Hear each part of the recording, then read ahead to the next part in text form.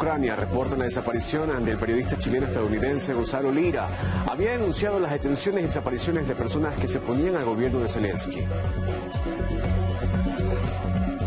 En medio de la tensión en Mariupol, las fuerzas rusas abrieron corredores humanitarios para los combatientes de Ucrania que no han aceptado rendirse. Sin embargo, informan que civiles han evacuado de las cercanías de la fábrica Azovstal. Reportan la desaparición en Ucrania del periodista chileno-estadounidense Gonzalo Lira.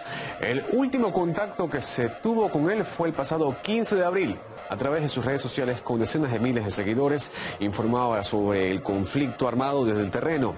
Había denunciado las detenciones y desapariciones de personas que se oponían al gobierno de Vladimir Zelensky. Alertó que en caso de que no pudieran ubicarlo, podría haberse sumado a esa nefasta lista. Elena Villar nos amplía. El Ministerio de Relaciones Exteriores de Chile ha confirmado a RT en español que su Cancillería se mantiene en contacto con las entidades pertinentes para mantenerse informada respecto de cualquier novedad sobre la ubicación de Gonzalo Lira. Aclaran que ha sido su sección consular en Moscú la que ha informado al Ministerio de Relaciones Exteriores chileno de que personas cercanas al novelista y director de cine chileno-estadounidense perdieron contacto con él desde el pasado 15 de abril. Lira estaba en Ucrania, desde donde utilizaba su canal de YouTube para contar lo que sucedía de una forma muy crítica con el gobierno de Kiev. De hecho, había dejado previamente fijado en su cuenta de Twitter un mensaje en el que preguntaba: ¿quieren saber la verdad sobre el régimen de Zelensky? Busquen estos nombres, y daba una lista de personas. Al final decía lo siguiente: si no saben nada de mí durante 12 horas, asuman que he sido detenido por el Servicio de Seguridad de Ucrania. El pasado domingo Lira tenía una entrevista en el programa de George Galloway, quien confirmó que la comunicación entre ambos nunca se llevó a cabo. A raíz de esto, el periodista Adam Cohen también publicó en redes sociales que estaba previsto que Lira le entrevistase a él el pasado viernes, algo que no ocurrió sin explicación aparente. Uno de los datos perturbadores que compartieron era que los mensajes seguían llegando y siendo leídos en el teléfono móvil de Lira.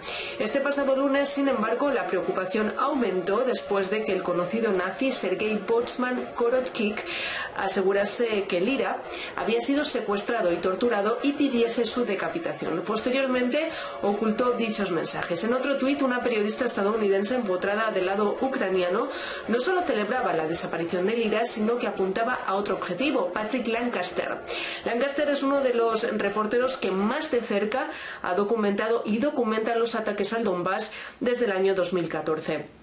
Cabe destacar también que previo a su desaparición, Lira ya había mostrado preocupación, sobre todo a raíz del señalamiento al que la publicación estadounidense Daily Beast le había sometido, empezando por un tuit de una de sus columnistas exponiéndole en Ucrania, y más tarde un artículo en el que le describían como un cómplice pro-Putin en Ucrania. Escuchamos qué decía el propio Lira sobre este asunto. Si no saben de mí en 12 horas o más, asuman que habré sido capturado por el Servicio de Seguridad de Ucrania, y tengan en cuenta que el mayor responsable es The Daily Beast. The Daily Beast, que mintió deliberadamente sobre mí afirmando que no estoy en Kharkov. Admitieron el hecho de que me están buscando y que quieren localizarme con cada artículo que escriben, y luego se pusieron en contacto con el gobierno ucraniano para que sepan que estoy en Kharkov, para que se den cuenta de mi importancia, para que puedan enviar a algunos matones del Servicio de Seguridad para capturarme.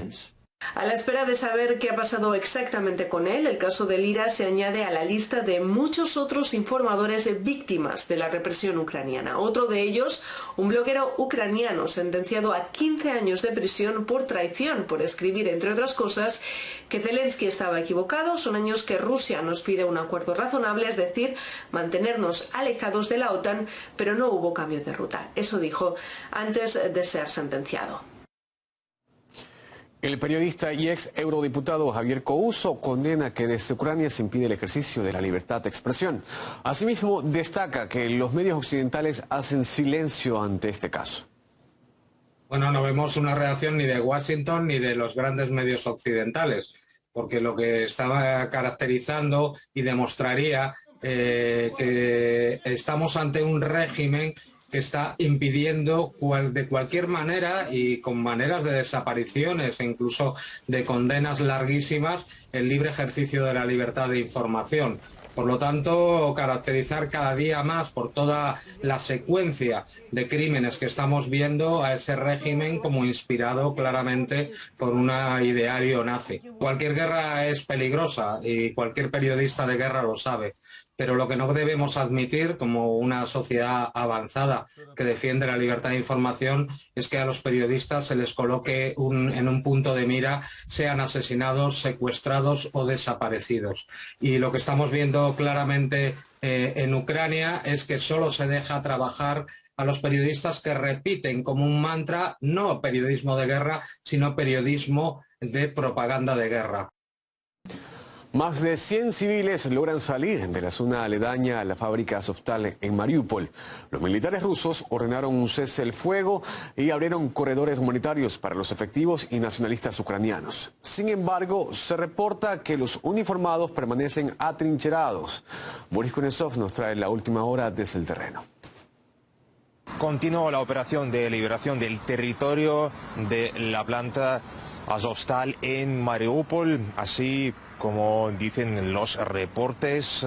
Por desgracia se ha reanudado el trabajo de la artillería, se han escuchado otra vez los disparos y todo porque los nacionalistas, los mercenarios que se han acampado en el territorio de la planta han decidido no aprovecharse de este ofrecimiento del ejército ruso de rendirse a cambio de seguridad de su vida. Es que esta jornada otra vez el ejército ruso ha sugerido la solución pacífica. El ejército ruso ha organizado un corredor humanitario, también han organizado 3 convoyes humanitarios en diferentes direcciones, convoyes compuestos por las ambulancias, por los buses, por los vehículos de transporte. Y bueno, hemos visto que los nacionalistas prefieren estar acampados, pero están en el bloqueo total, en el asedio total. Y vamos a explicar que el territorio de Azovstal es enorme, prácticamente 10-12 kilómetros cuadrados, pero el problema es que en las inmediaciones también varias zonas estaban bajo el control de los nacionalistas. Esta jornada uno de estos barrios ha sido liberado y la gente civil finalmente ha podido salir del refugio. Pues las personas han contado que últimamente han tenido que vivir en las condiciones horribles.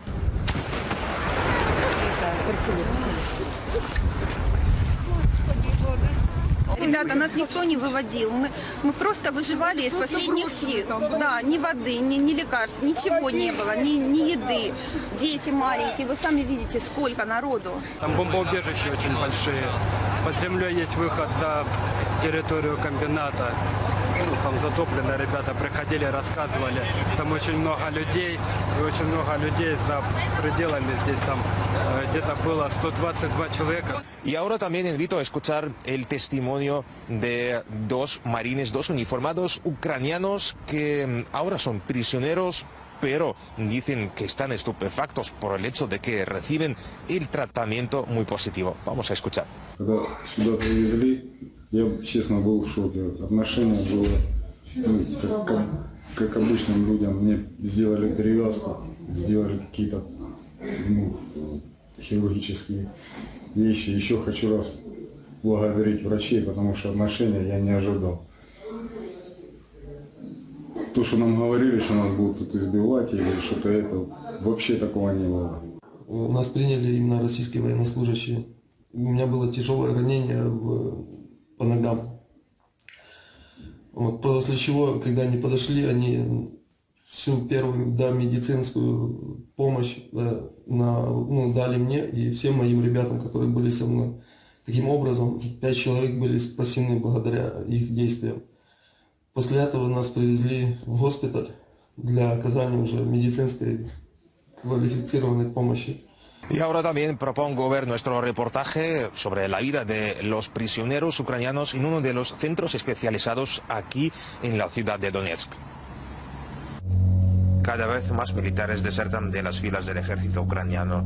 Los que deponen las armas cuentan que fueron traicionados por sus comandantes o simplemente perdieron la motivación para luchar o porque es el único remedio que les queda para salvar sus vidas. A veces sus jefes les ocultaban que les estaban dando la oportunidad de rendirse, según indican excombatientes de la brigada que se trincheró en Mariupol. Ні зв'язі, ні інтернету, нічого не було, ми абсолютно цього не знали навіть. Якщо б знали, ми вже навіть раніше ушли. У меня очень много грусти и боли, что погибают люди ни за что. Los que se encuentran aquí en Donetsk fueron trasladados básicamente desde Mariupol. Hay efectivos de distintos regimientos, lo mismo marines que miembros de batallones nacionalistas. На каждого, естественно, идентифицируем, как положено формируется папка, формируется дело, фотографируем, дактилоскопируем пальцы в личное дело. У кого есть документы, значит, с документами, у кого нет, со слов. Sin embargo, el servicio secreto y la fiscalía son implacables a la hora de filtrar a los prisioneros. Si se confirma que el uniformado cometió crímenes o fue un mercenario, será trasladado a la cárcel inmediatamente y el tribunal decidirá su destino. En Donetsk hay recintos especiales a donde trasladan a los prisioneros de guerra. Las condiciones en que viven son más que apropiadas. Reciben tratamiento médico y comida 3 veces al día. Funcionan las cocinas de campaña. Первое, второе, чай, салаты, мясо, все полноценно. Вообще вот невозможно жаловаться. Un contraste abismal si se compara con las condiciones infrahumanas a las que el ejército ucraniano somete a los prisioneros rusos. El Ministerio de Defensa ha denunciado en reiteradas ocasiones que los soldados rusos han sido víctimas de torturas. En cámara, los prisioneros dicen que les duele haber ido a la guerra, pero la gran cuestión es si su arrepentimiento es sincero o no. Я служу в тыловом подразделении, поэтому мне тяжело это все рассказать и объяснить, как это все вблизи выглядит. Я же говорю, я тыловик. А вообще, это война, это очень плохо и очень тяжело, это неправильно. Мирные, как сказать, люди, граждане, есть между собой, грубо говоря, братья, и они вот воюют, это очень все тяжело. Boris Kuznetsov, República Popular de Donetsk. Los miembros de la Unión Europea y la OTAN acordaron en una cumbre virtual incrementar la presión contra Rusia debido al conflicto armado en Ucrania. Sin embargo, varios países del mundo se oponen al aislamiento económico y diplomático de Moscú. Tal es el caso de Brasil. Su ministro de Relaciones Exteriores dijo que su país considera ineficaz la idea de expulsar a Rusia del G20. Nos gustaría que Rusia pudiera participar en la cumbre de líderes del G20 de noviembre en Indonesia. Defendemos la plena participación de los países en los foros multilaterales. Esto permite traer a todas las partes involucradas a la discusión. A través de la diplomacia es posible encontrar una salida al conflicto. La exclusión no nos ayuda a encontrar una solución al problema inmediato que tenemos, que es el cese de hostilidades y llevar a las partes involucradas, en este caso Rusia y Ucrania, a la mesa de negociaciones. A su vez, China se compromete a seguir fortaleciendo los nexos bilaterales con Moscú, pese a la actual situación en la arena internacional. Pekín asegura que planea construir relaciones de nuevo tipo con Moscú. La India, por su parte, pretende aumentar la importación de petróleo ruso, según indican los medios de comunicación. Añaden que desde el inicio del conflicto en Ucrania, el país ha comprado más de 15 millones de barriles de crudo provenientes de Rusia. Hungría tampoco apoyará las sanciones en contra del mercado energético ruso, según lo precisó su canciller, quien recalcó que el suministro de gas llega a su país sin interrupciones. Pero también se escucha una retórica abiertamente agresiva contra Moscú. El canciller federal de Alemania declaró que no se puede permitir la victoria de Rusia sobre Ucrania. En ese sentido, agregó que el complejo industrial militar germano se encargará del suministro de armas a Kiev. Para profundizar en el tema, nos conectamos en directo con el analista internacional José Antonio Ejido. ¿Qué tal, José? Un gusto estar con usted. Bueno, ¿cómo evalúa esta decisión de Berlín de enviar más armas a Kiev? ¿Cómo podría sacar provecho Berlín ante la prolongación del conflicto armado en Ucrania? Sí, bueno, es realmente muy preocupante porque parece que Alemania está actuando en contra de sus propios intereses, siguiendo un guión sobre todo de la Casa Blanca, ¿no? Estableciendo la teoría de que una derrota de Rusia es necesaria para asegurar la hegemonía occidental, donde Alemania tiene su importancia. Tampoco le vamos a quitar responsabilidad a Alemania, porque siempre ha aspirado a un dominio colonial sobre el este europeo, incluyendo Ucrania, Polonia, Rusia, etc. De manera que hay una vieja tradición, una política suicida y una gran responsabilidad en escalar esta esta pequeña guerra mundial que puede conducir a una guerra nuclear. Es una situación grave y una gran irresponsabilidad de los alemanes en incrementar las armas sobre el terreno, facilitando así el derramamiento de sangre y dificultando una solución sobre la mesa de negociaciones. Occidente ha impuesto duras sanciones contra Rusia en varios ámbitos, pero ¿usted cómo evalúa las perspectivas en cuanto a la cooperación en el bloque de los BRICS para ayudar a Rusia? Bueno, ocurre algo bastante interesante, es que en realidad hay un renacimiento del bloque de los BRICS, porque Rusia ha conseguido atraer al Brasil dirigido por Bolsonaro. Si Lula gana las elecciones, yo creo que se reforzará la presencia de Brasil en el BRICS, pero luego la India, incluso Sudáfrica, reafirman en este momento la alianza en el bloque BRICS, lo que significa que Rusia está muy lejos de quedar mundialmente aislada, tal como pretenden las potencias occidentales, ¿no? Y esto es un dato geopolítico muy significativo. Muchas gracias por su análisis y nosotros continuamos con más por acá.